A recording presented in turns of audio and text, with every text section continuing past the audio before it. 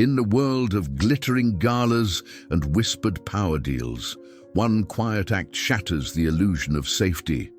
Clara Bennett, a young woman with a past she's tried to outrun, works as a maid in the mansion of billionaire Donovan Morelli.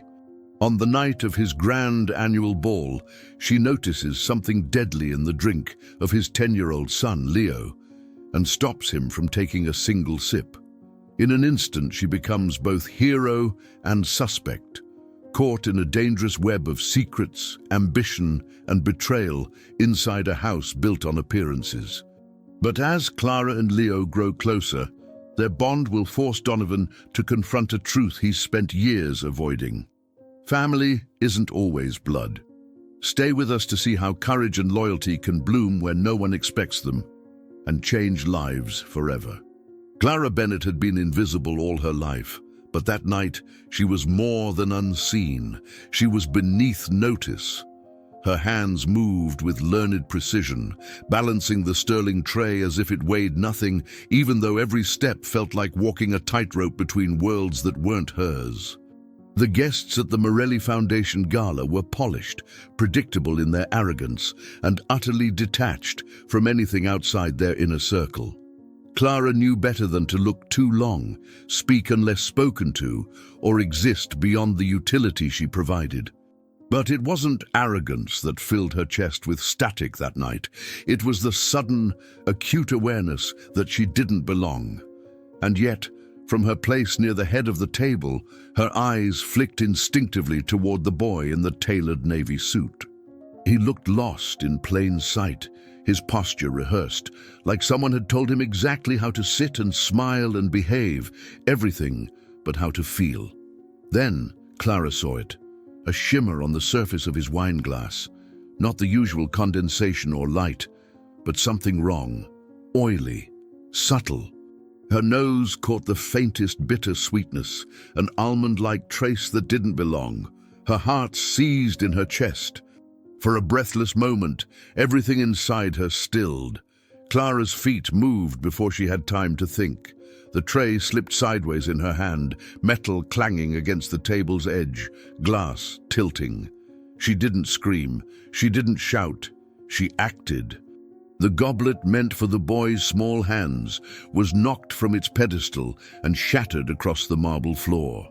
Time did not slow in the poetic way novels promised, but it fractured, sharp and immediate. The boy flinched backward in his chair, eyes wide. Wine bloomed like blood across the white linens. Gasps rippled across the table like a single breath drawn in unison. Chairs scraped back. A fork clattered. No one moved to help her. Clara stood frozen, the tray still half in her hand, fragments of crystal skittering across the polished stone at her feet. She didn't blink, couldn't. Her eyes stayed locked on the child. He hadn't yet processed what nearly happened, but someone else had. Someone older, more dangerous. Donovan Morelli rose slowly from his seat, like a man unused to being disturbed, especially not by staff. His dark eyes, colder than the glass now splintered beneath them, narrowed in on Clara as if she had spat on his family name. She could feel the heat of his fury even before he spoke. "And what the hell was that?" His voice wasn't loud. It didn't need to be. Authority for men like him didn't shout. It dismissed. Clara opened her mouth, but no words came. Her lips parted, then closed again. She didn't trust her voice not to tremble. "There was something wrong with the glass," she said finally. Her own voice sounded foreign to her. "I smelled almonds. It didn't look right." A few heads turned at that. A woman with pearl earrings whispered something to the man beside her. The boy, Leo, looked at her again. Not in confusion, but with something closer to recognition. But the father's stare didn't waver. "You spilled wine in front of senators and CEOs, Donovan said, enunciating each word like a verdict. "For what? A smell?" It would have been easier if someone had laughed, if the whole thing had been dismissed as a clumsy moment, an inexperienced maid making a mess. But no one laughed. No one breathed. The words, "smell of almonds," had settled like dust on a coffin. Marcus Voss, the head of security, was already moving through the crowd, touching his earpiece, his eyes scanning. Donovan gave a single nod. Clara felt two hands grip her arms. Not hard, not yet. She didn't resist. What would be the point? She had seen something wrong, she had acted, and now she was being escorted away like a threat. Leo's voice cut through the rising murmur like a paper tear. "She didn't mean to," he said, small but clear. It was the kind of voice that rarely got used around adults who didn't listen. Clara turned her head toward him just slightly as the guards led her out. The boy didn't look afraid of her, not even a little. She wondered if he'd ever seen someone protect him without being told to. The hallway outside was darker, less ornamented, but Clara barely registered it. Her mind was still at the table, replaying every detail. Did she act too quickly? Had she imagined it? No. She knew that scent. It was buried in a part of her memory she rarely visited, a night long ago when someone else had stopped breathing. She wasn't a scientist or a doctor, but her instincts had never been wrong, not when it mattered. Inside, she heard the echo of Donovan's voice calling for full lockdown. The gala was no longer just a fundraiser, it was a crime scene. She didn't know what they would find. Maybe nothing. Maybe something that would justify everything, or maybe nothing that would justify anything at all. She thought of Leo's eyes, not shocked, not grateful, just aware, as if, for once, someone had seen danger before it touched him. She sank into a bench, hands shaking slightly, unseen again, but this time not unimportant. Back inside the ballroom, Donovan stood over the broken glass, saying nothing. He didn't look at Leo, not yet. He was a man who built walls of iron and wealth around those he loved, and now someone had slipped poison past him. Whether it was metaphorical or not, no longer mattered. He looked back toward the door where the maid had been taken. Clara Bennett. He'd never heard her name before tonight. And yet, she'd acted faster than his security, faster than he had. The suspicion gnawed at him, but so did something else, an irritation that she had made a scene, yes, but more deeply that she might have been right. The boy sat silent now, feet not touching the floor, watching the last pieces of glass being swept away. The child hadn't said another word. The guests were murmuring again, unsure of how to proceed. Donovan raised a hand to silence them, but his gaze stayed fixed on the empty seat at the servants' corridor. That night, Clara Bennett saved a life and became something far more dangerous in that room than a servant, a question no one wanted to answer. And the man with the hardest stare of all was already preparing to ask it. Donovan Morelli had built his empire on precision, preemption, and the assumption that everything could be controlled if you moved first. The moment the goblet hit the floor and Clara Bennett was escorted away, he made the call. Lock the house, no one in, no one out. His voice left no room for negotiation, and within minutes the staff and guests were being ushered to designated areas. Some murmured indignantly, but Donovan didn't look at them. His eyes stayed on the seat where his son had been. Leo had been taken upstairs by his personal nurse, silent and pale, but physically unharmed. That should have been enough. It wasn't. Donovan turned to Marcus Voss, his head of security for 9 years, a man he trusted more than most. "I want everything reviewed. Every angle, every server log, every access point. Now." Marcus nodded and vanished, already dialing. Donovan's mind raced with possibilities: human error, sabotage, betrayal. He didn't believe in coincidences, especially not tonight. Especially not when a stranger had seen something that his entire system had missed. He didn't trust her, but he didn't trust himself either, and that was worse. Marcus Voss moved with speed, but not haste. He wasn't a man prone to panic. In the surveillance room, 2 of his team members were already scanning footage from the dining floor. Multiple angles, overlapping timelines, timestamps matching the moment of the spill. "Freeze that," he said, pointing to the feed from camera 6. The tray, the wine, Clara.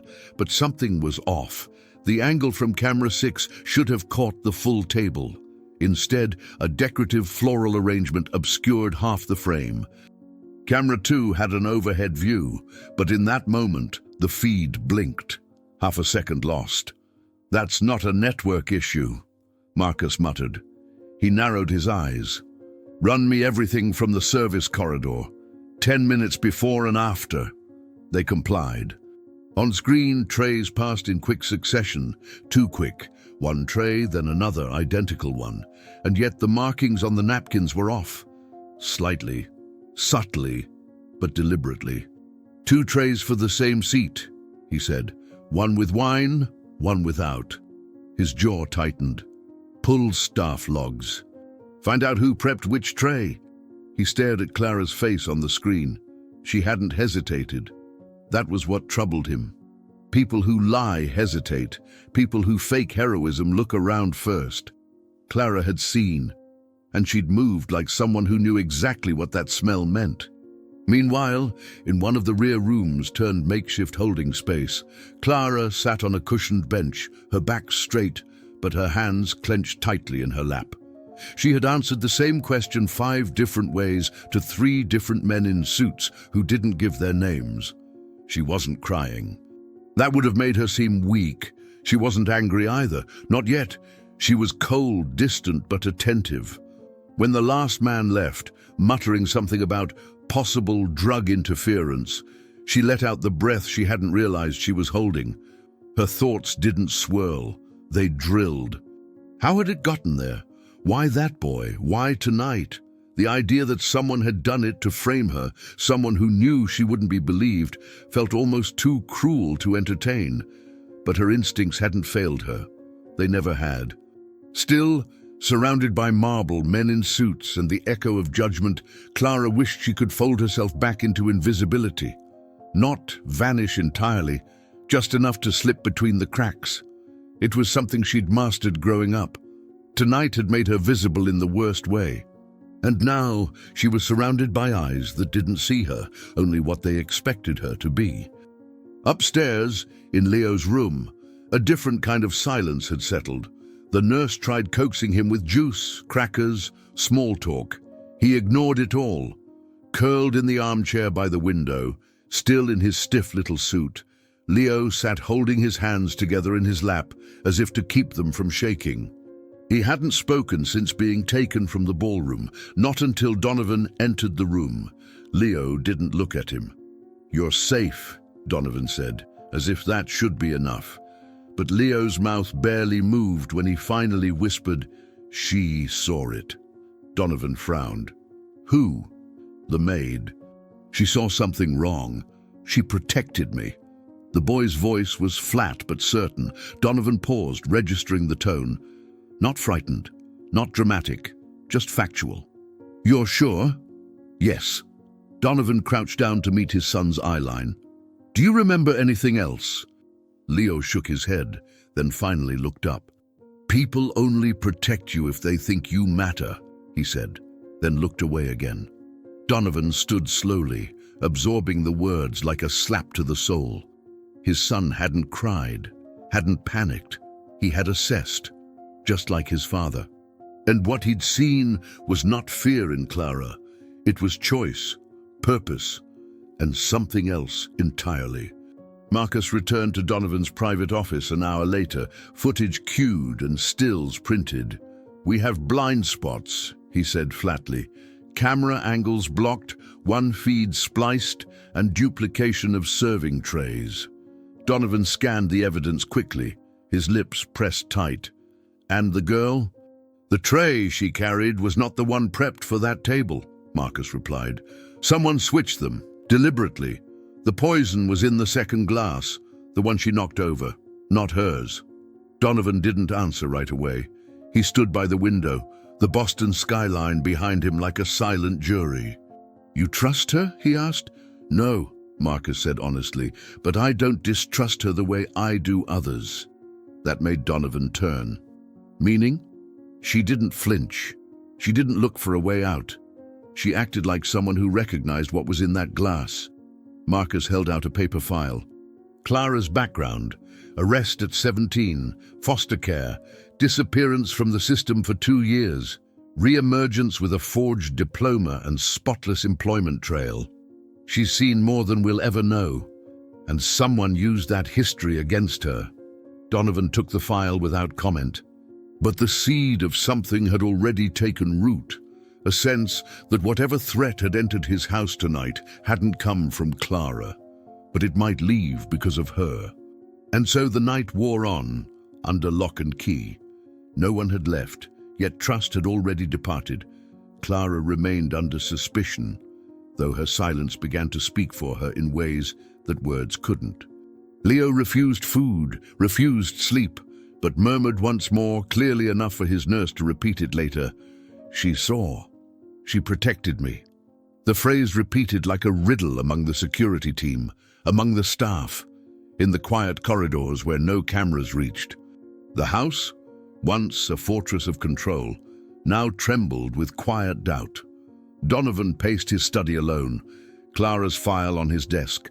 Footage paused at the moment her hand knocked the glass from Leo's reach. Marcus stood by the door, waiting. "The security system failed," Donovan said at last. "But she didn't." He didn't turn around.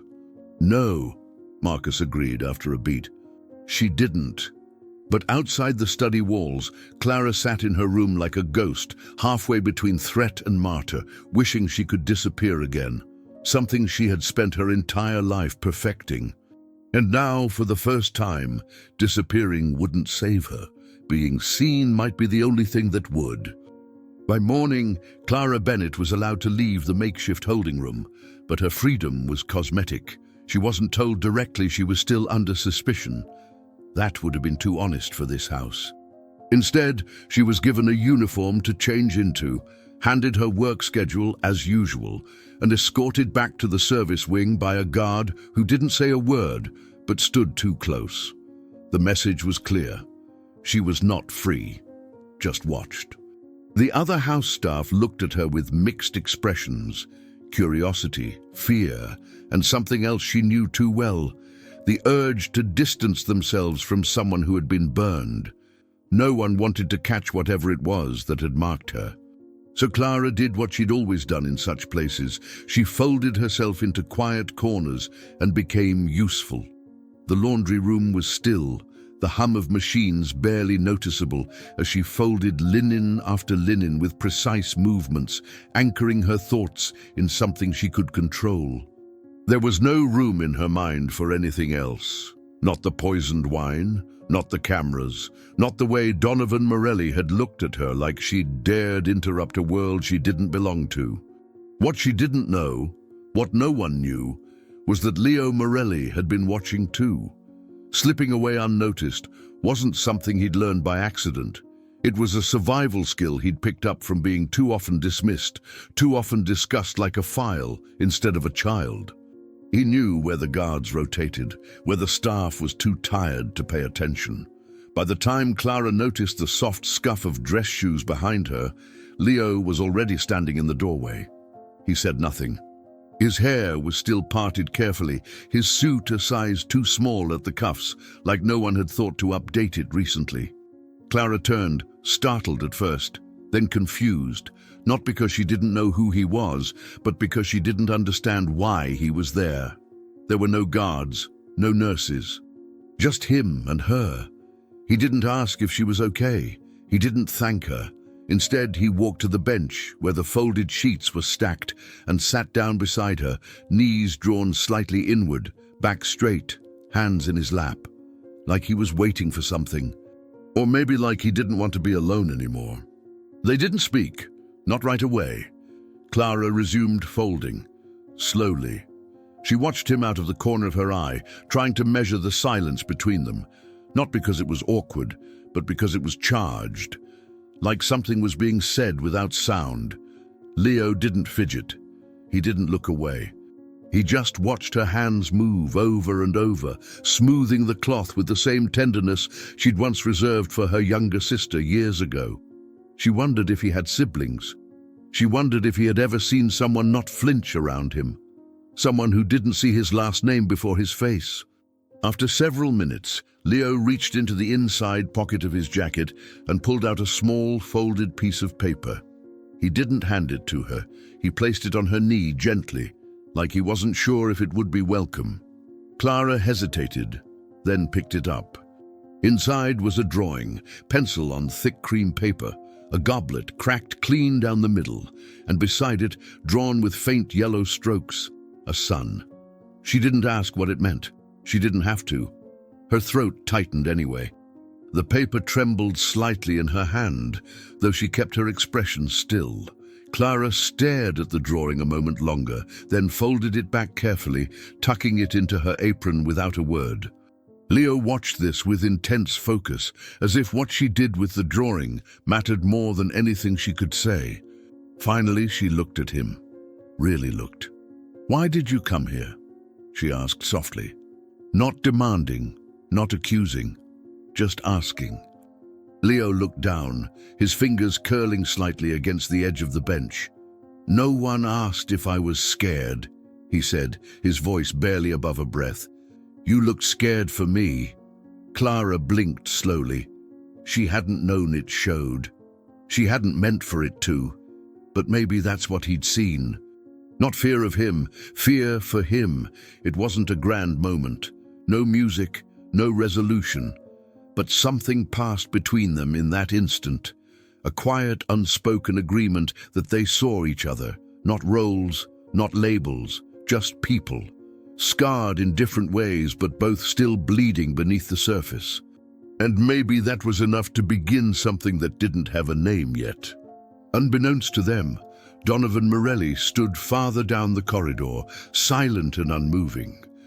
He'd been walking past, or maybe checking in, though he would never admit it, when he caught sight of the boy and the woman sitting side by side on a wooden bench in a laundry room filled with silence.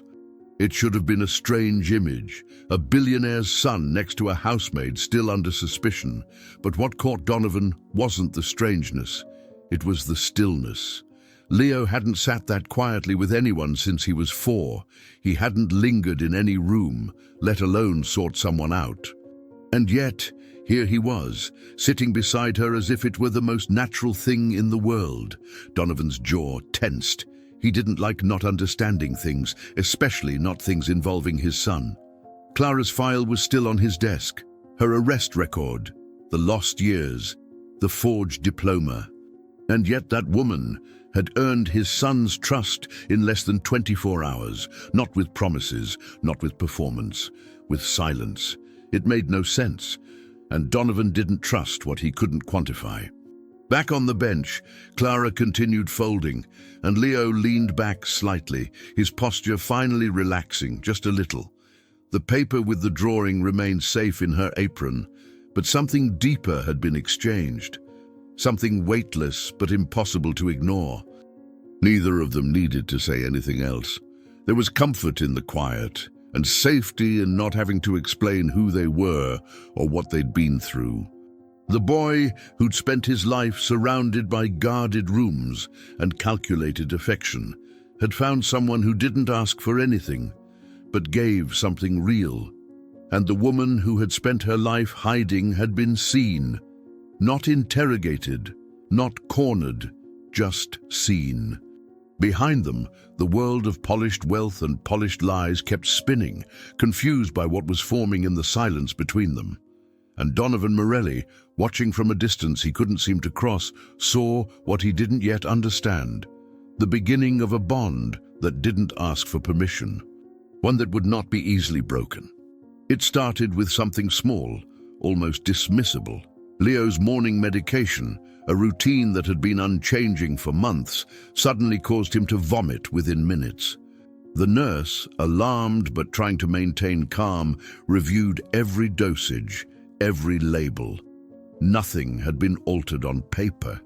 But Clara, who passed by in the hallway just as the commotion began, didn't need paperwork to feel the wrongness in the air.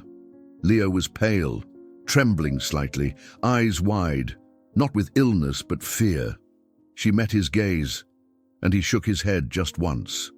It wasn't the medicine. It was what someone had done to it. Marcus Voss arrived quickly, summoned by protocol, but his usual efficiency was clouded by something new: frustration.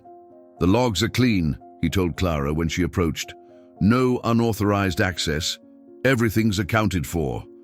Clara, calm but sharp, asked him a question he hadn't expected. "Which cameras don't face the medical storage?" Marcus frowned. "What?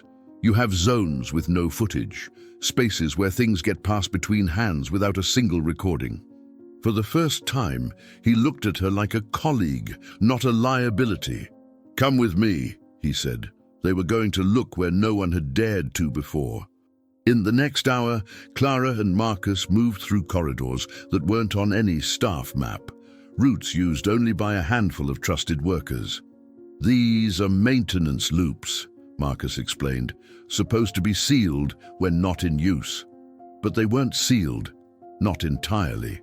One panel was slightly ajar, just enough for something to be tucked in or taken out.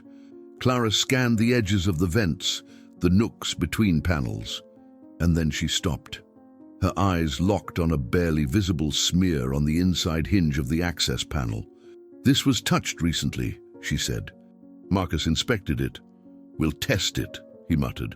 They kept going. Clara pointed out more weak spots, more angles the cameras missed. Not by accident, but design.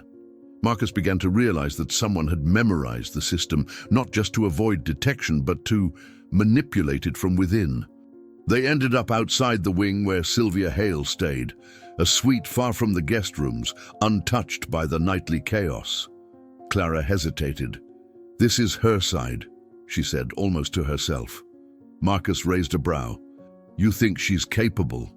Clara didn't answer immediately. "She's calculated. And calculating people don't get their hands dirty unless they know exactly where to wash them after." Marcus used his override code to open Sylvia's door. She wasn't there. The room was pristine, tastefully arranged, cold. Clara moved without hesitation, drawn not to the obvious hiding places, but to the overlooked ones. She scanned the dresser, paused at a decorative bowl filled with small perfume bottles, then moved to the nightstand. The drawer stuck slightly. She jiggled it free, and there it was, tucked beneath a velvet case, a small amber bottle with no label. Marcus didn't touch it. "Get the kit," he said to the assistant who'd followed them in. Clara stood motionless, her gaze locked on the bottle. "This isn't carelessness," she said. "This was placed, deliberately. Someone wanted it found if the right person looked." Marcus nodded, but his mind was already spinning. It would take time to prove intent, motive, chain of custody, but the implication was louder than any of that. Clara stepped back, her hands folded, calm but not passive. She had seen this kind of elegance before, how power wore perfume and smiled as it destroyed. When Sylvia entered moments later, all eyes turned to her, but hers met Clara's without surprise, as if she'd expected her to be there, as if she was already preparing her next move.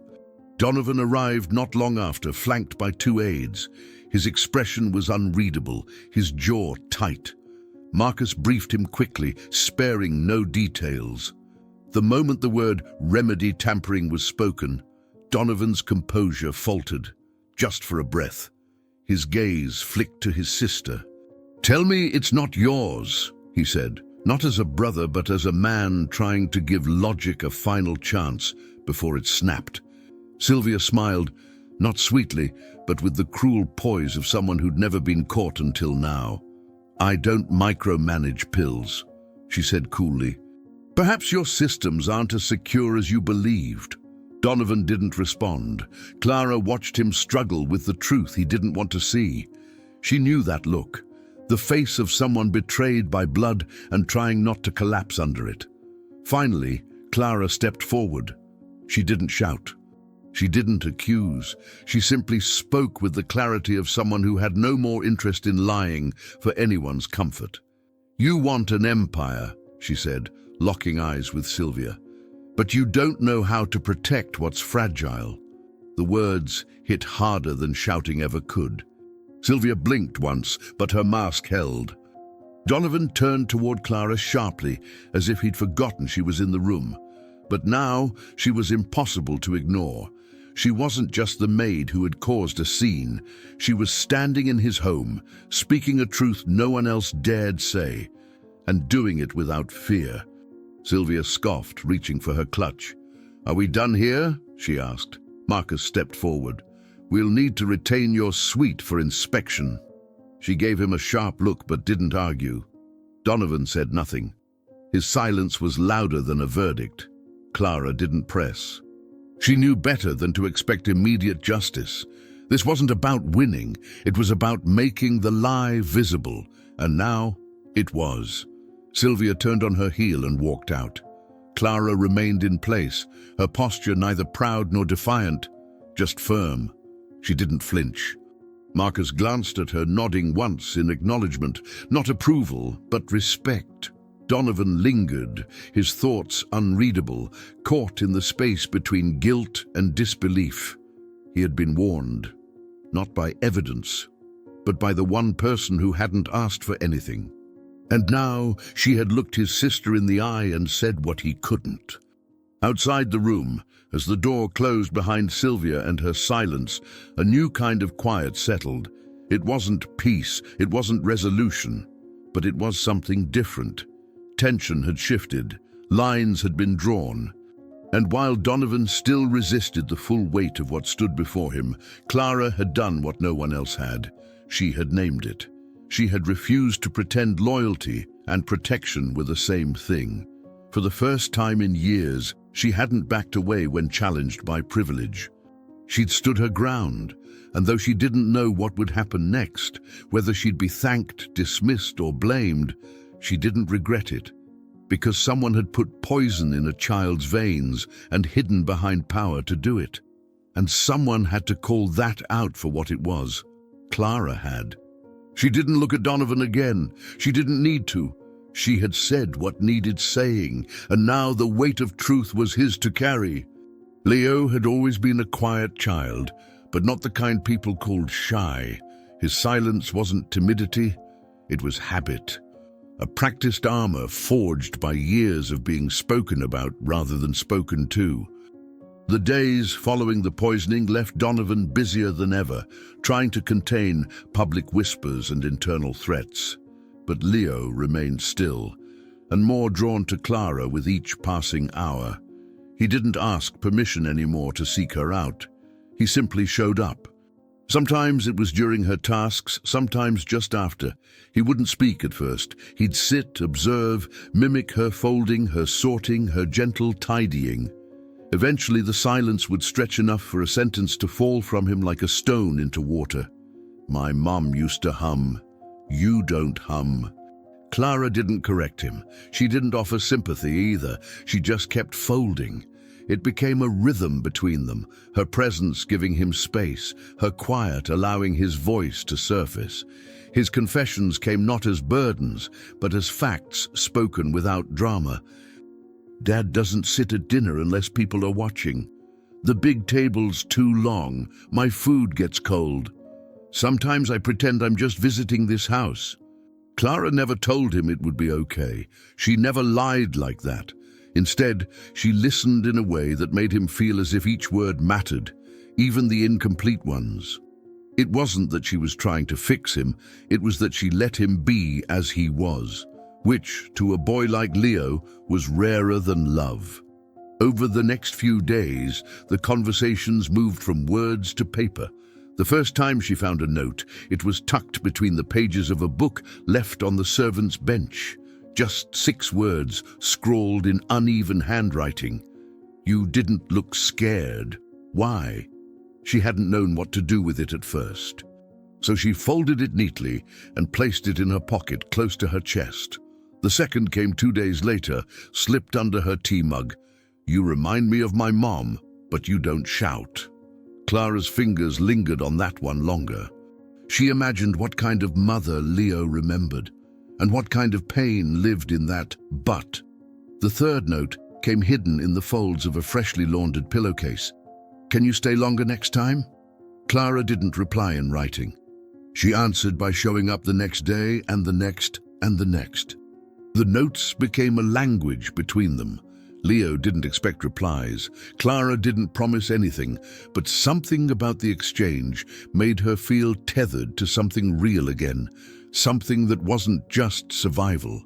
She hadn't had a family in years. She didn't use the word even in her thoughts. But the way Leo began to wait for her by the stairs, the way he'd hand her small objects to hold on to for him, as if trusting her with fragments of himself, that felt like something close. One day, when he fell asleep curled next to her on the reading room couch, she didn't move for an hour, afraid even her breath might disturb the peace on his face. When Marcus passed by and saw them, he said nothing. He just nodded once, as if something unspoken had been confirmed. In the quiet, Clara began collecting the notes in a small tin she kept in her nightstand drawer, not because she needed reminders, but because each slip of paper felt like a bridge being built between the boy and the world, and maybe, just maybe, between the boy and her. Donovan noticed everything. He wasn't a man easily caught off guard, but this was unexpected. At first, he thought it was coincidence, that Leo was curious or bored, but then he started finding his son's things in strange places. A drawing in Clara's apron pocket, a pair of socks folded differently, in a way only Clara did, a book misplaced in the wing she cleaned, its pages dog-eared with notes in the margins. He didn't confront anyone. Instead, he watched. From doorways, from the stairs, from behind the newspaper he no longer read. He watched how Leo sat closer to her than to anyone else, how the boy listened differently when she spoke, how he laughed once, when she whispered something he wouldn't repeat, and it unsettled him more than he cared to admit. Because Donovan had spent his life building walls around his son, around himself, believing that blood and legacy were the only foundations worth protecting. Clara didn't belong to either. She had no pedigree, no allegiance, no last name that would ever earn her a seat at any of his tables. And yet, she had gained the one thing Donovan hadn't managed to hold on to, Leo's trust. He didn't know what to do with that. Logic told him to shut it down, reassign her, remove her, restore order. But the part of him that remembered being a boy who, like Leo, had once waited for someone to choose him for reasons that didn't involve obligation or inheritance, that part hesitated. He remembered the silence in his own childhood home. The dinners where no one asked about feelings, only performance. The way vulnerability had been mocked, trained out of him like a weakness. Watching Clara with Leo, Donovan saw something foreign and familiar all at once: safety. Not the kind that came from guards or cameras or contracts, but the kind that came from someone sitting beside you and not leaving. Still, he didn't act.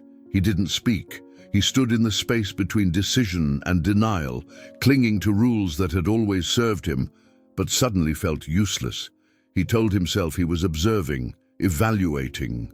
But deep down, Donovan Morelli was trying not to admit the truth.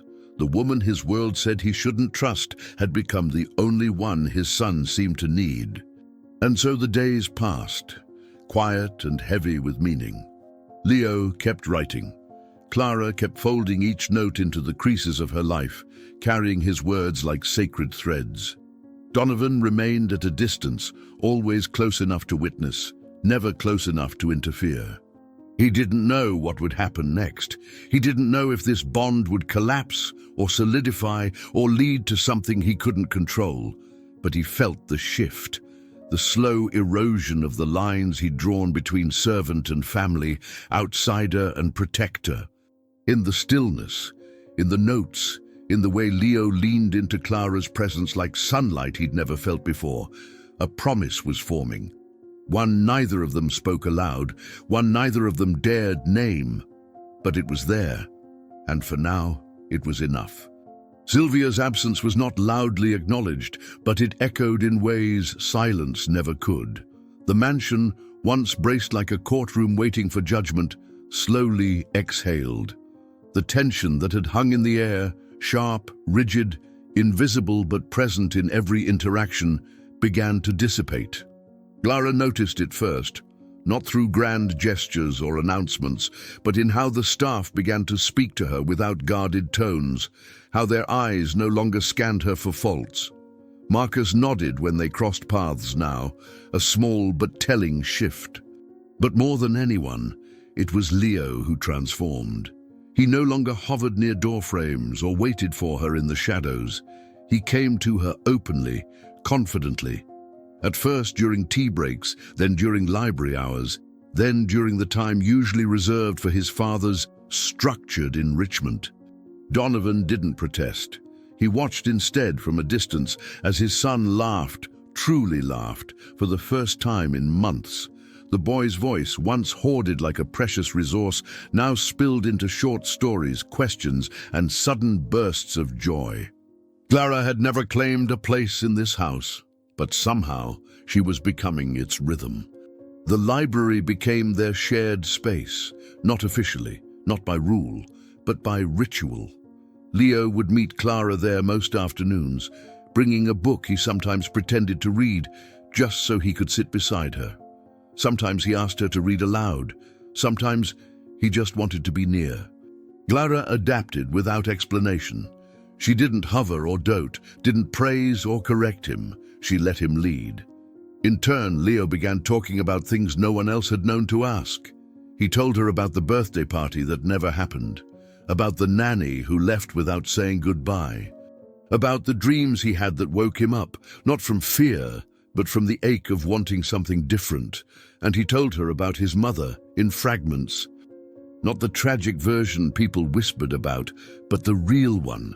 How she smelled like peppermint sometimes, how she hummed off-key, how she used to whisper bedtime promises Leo never forgot. Clara listened. That was all. But in that listening, Leo found something he hadn't even known he needed: space to be seen and not managed. For him, that was everything. So he spoke. And because he spoke, he began to heal. As the days folded into one another, Clara began joining more of the house's unspoken rituals. She prepared Leo's evening tea herself, a subtle gesture that none of the staff questioned anymore.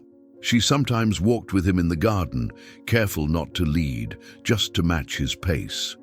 She started tidying in places that weren't part of her assigned wing: the drawing room, the front parlor, even Donovan's office once, when no one else was around. It wasn't rebellion. It was integration. Donovan watched from behind his routines, his meetings, his scheduled calls. He'd glance at the security feeds, not to monitor, but to reassure himself that the strange calm he was witnessing wasn't imagined. He'd see Leo curled against a couch with Clara seated nearby, both silent, both content. Or Clara reading something quietly to herself while Leo built something with dominoes beside her. The house no longer felt like a fortress. It felt not quite like a home, but like the idea of one. The foundation was shifting beneath Donovan's feet, and he was letting it happen without resistance, which in his world was the most radical act of all. One night, he passed by Leo's room long after bedtime, expecting to find the usual flicker of nightlights and muffled conversation with stuffed animals. But the door was slightly ajar. Inside, Leo was asleep, his breathing steady, his body relaxed in a way Donovan had rarely seen.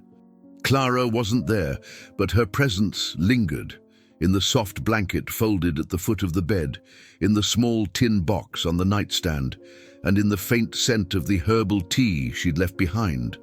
Donovan stepped in quietly, drawn not by worry, but something quieter: curiosity. His eyes landed on the open notebook beside Leo's hand, the one where he used to leave notes for Clara. Most of the pages had been torn out, their contents likely tucked somewhere safe. But one page remained, and it caught Donovan's eye. Written in Leo's messy scrawl, it read, "I think I have a home now, even if it's not mine." Donovan stared at the words longer than he should have. They weren't poetic, they weren't even entirely happy, but they were real, and they split something open in him. Not pain, exactly.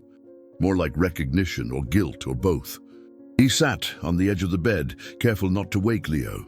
For a long moment, he just sat there, notebook still in hand. Donovan Morelli, the man who solved problems with lawyers and silence, found himself speechless in the face of 6 simple words written by a child.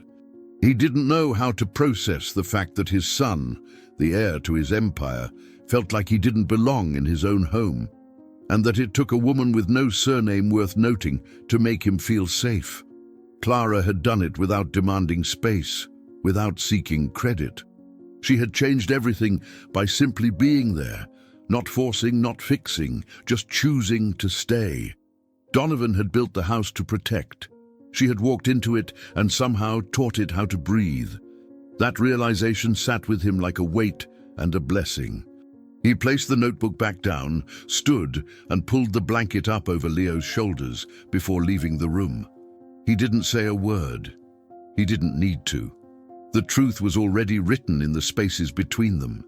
Clara returned to her own room that night, unaware of what Donovan had seen.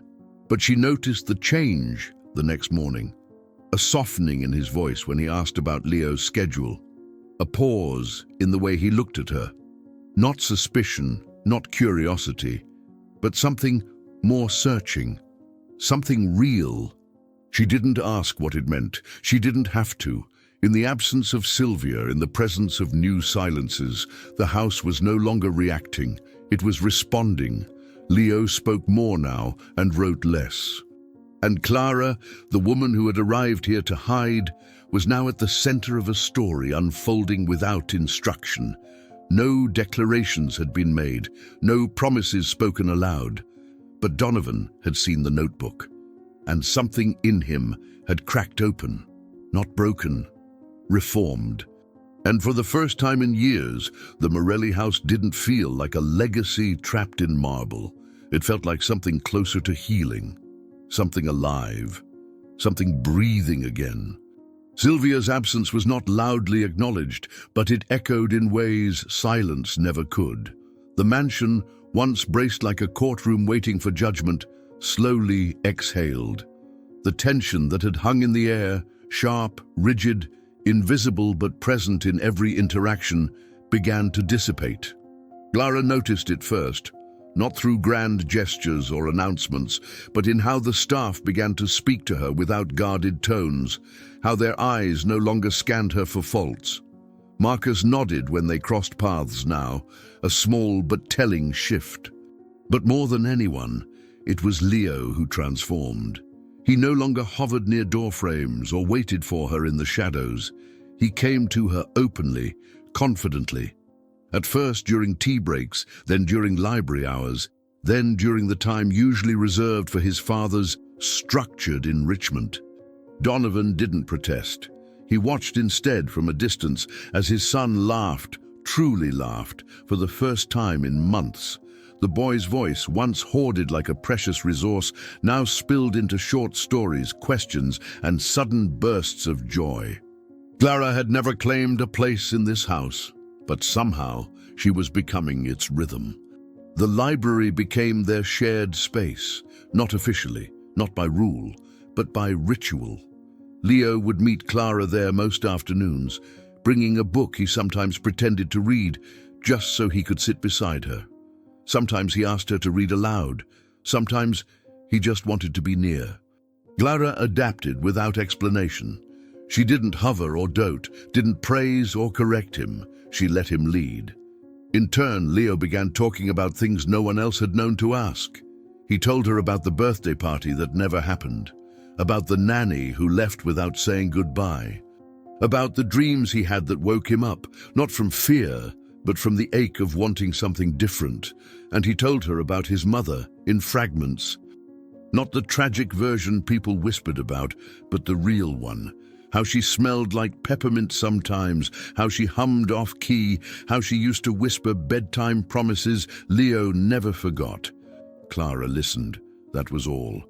But in that listening, Leo found something he hadn't even known he needed: space to be seen and not managed. For him, that was everything. So he spoke. And because he spoke, he began to heal. As the days folded into one another, Clara began joining more of the house's unspoken rituals.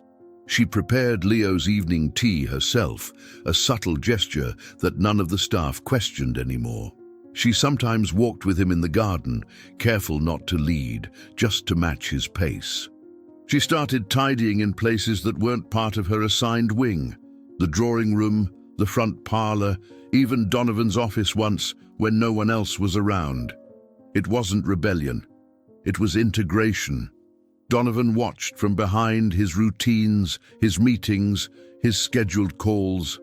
He'd glance at the security feeds, not to monitor, but to reassure himself that the strange calm he was witnessing wasn't imagined.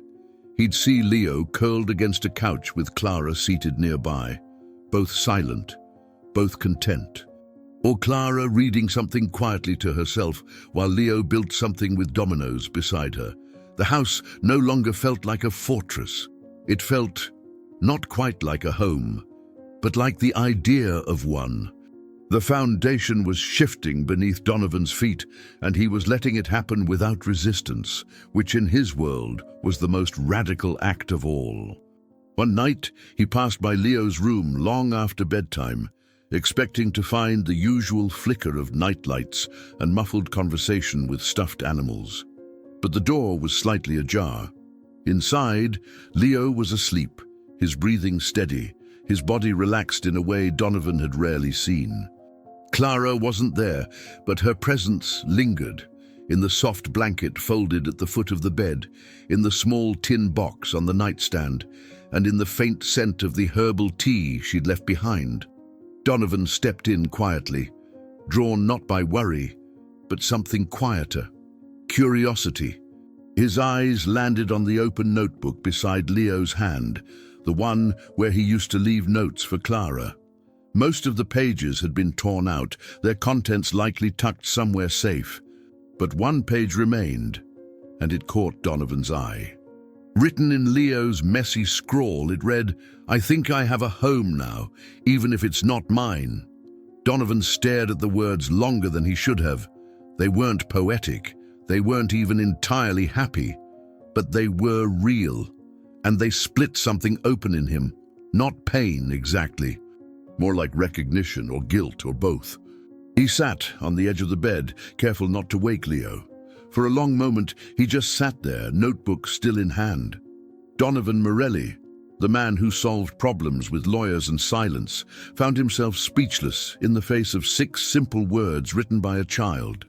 He didn't know how to process the fact that his son, the heir to his empire, felt like he didn't belong in his own home, and that it took a woman with no surname worth noting to make him feel safe. Clara had done it without demanding space, without seeking credit. She had changed everything by simply being there, not forcing, not fixing, just choosing to stay. Donovan had built the house to protect.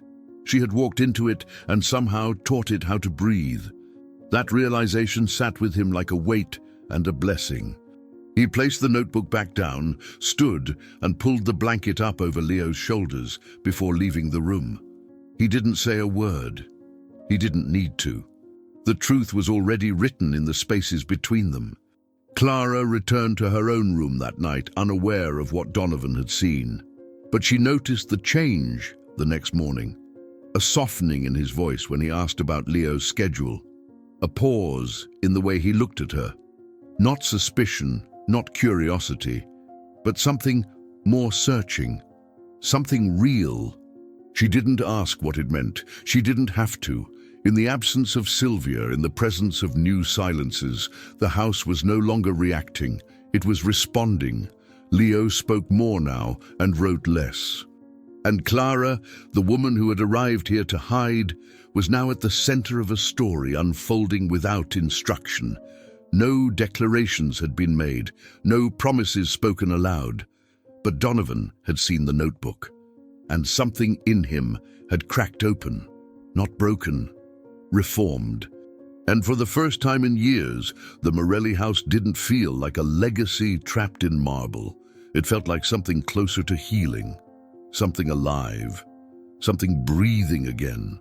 Clara didn't pack in a rush. Every fold of clothing, every slow zip of a pocket was deliberate, not out of hesitation, but ritual, closure. She hadn't told anyone yet, hadn't asked for a goodbye. There didn't seem to be a place for that here. People in houses like this didn't ask where the help went, only whether the work continued. She had cleaned the same room every morning for weeks, but today, for the first time, she noticed the silence it carried. She left her uniform folded on the end of the bed, placed her badge on top, and sat on the edge of the cot with her bag beside her. She had no plan beyond this, no destination, but the decision felt clean. "I did what I came here to do," she whispered to herself. "Leo is safe. That's enough." She didn't cry, not at first, not when she stood, not even when she heard steps approaching and turned to find Donovan standing in the doorway, his tie loose, his eyes darker than usual. She straightened her shoulders. "My contract's done," she said. "You don't need me anymore." She said it as a fact, but her voice cracked on the last word anyway. Donovan didn't respond right away. He walked into the room slowly, glancing at the folded uniform, then at the packed bag. His hands slid into his pockets, a gesture Clara had come to recognize as one he used when trying not to say something too soon. "You're not wrong," he said finally, his voice low. "The contract's complete. The crisis is over. Leo's back to being a child again. You delivered what you were never asked to." She nodded, waiting. This felt like confirmation. And for a moment, she almost convinced herself it was enough, that walking away before she got too used to being needed was the smart choice. But then, Donovan took a step closer. "But that's the thing," he added. "You were never hired to make my son feel safe. That wasn't in any job description." His voice softened. "And yet that's what you did, not because we asked, because you saw what no one else did." Clara's breath caught, but she didn't let it show. "That doesn't mean I belong here," she said. "Maybe not by title," he replied. "But titles haven't meant much in this house for a long time." Before Clara could respond, small footsteps echoed down the hallway. She turned toward the sound and froze. Leo stood at the edge of the corridor, barefoot, clutching a folded sheet of paper against his chest. He didn't run to her. He walked, steady and sure, until he reached the threshold of the room. "You're leaving?" he asked, his voice too quiet for a 10-year-old who'd already lost too much. She opened her mouth to explain, to offer something gentle, something distant enough to keep it from hurting. But before she could speak, Leo extended the paper.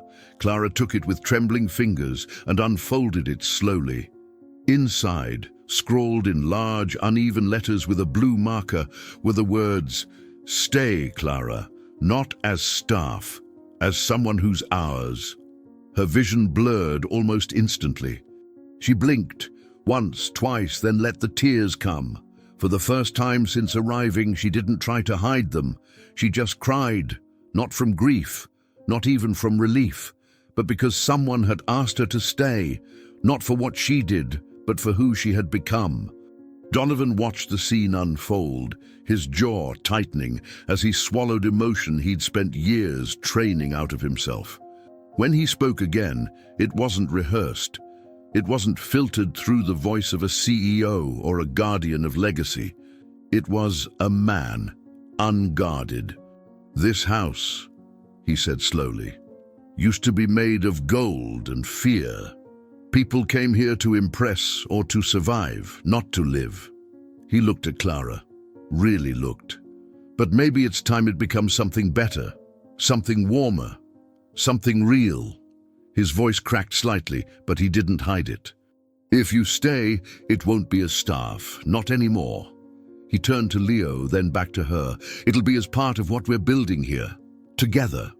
Clara stared at him, unsure if she could trust what she was hearing. But Leo reached for her hand, and something inside her finally let go of the past, of the fear, of the urge to run before being left behind. She nodded once, slowly, and in that nod was an entire lifetime of unspoken need finally being answered. No one said the word family, not yet. It hovered there, heavy, fragile, beautiful, between the three of them, like a truth still too sacred to touch. Clara wiped her cheeks, knelt down, and pulled Leo into a hug.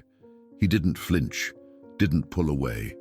He melted into it like he'd been waiting for the permission. Donovan didn't join them, not physically, but he stood close enough for his silence to feel like agreement. A few minutes passed, and then Clara stood, the paper still in her hand, her bag forgotten at her feet. "What now?" she asked. Donovan shrugged gently. "Now we try not to ruin this." A soft, cracked laugh escaped her, but she nodded again. Not everything needed a contract. Some things, the things that mattered, only needed to be chosen, over and over. And so she stayed, not in uniform, not on payroll, but present, seen not for what she'd endured, but for what she'd become in the spaces between fear and trust. Leo went to bed that night with a steady breath and a note on his pillow, this time written by Clara. "You were the first to call me yours." Donovan passed her in the hallway, paused at the door, and for the first time whispered, "Good night, Clara." The house, once built on cold inheritance, now held something new, and though no plaque was nailed, no name engraved, she would always remember that day, the day a door opened and her name belonged. We put our hearts into creating every story you see here, and it means so much to us to know you're watching on the other side. If this story touched you in any way, consider subscribing to our channel. It helps us keep bringing more meaningful, carefully crafted stories to you. And if you have a thought or feeling about what you've just watched, leave us a comment below. We'd truly love to hear from you. Take a moment to explore our other videos too. You might find something that speaks right to your heart. Thank you for being here with us.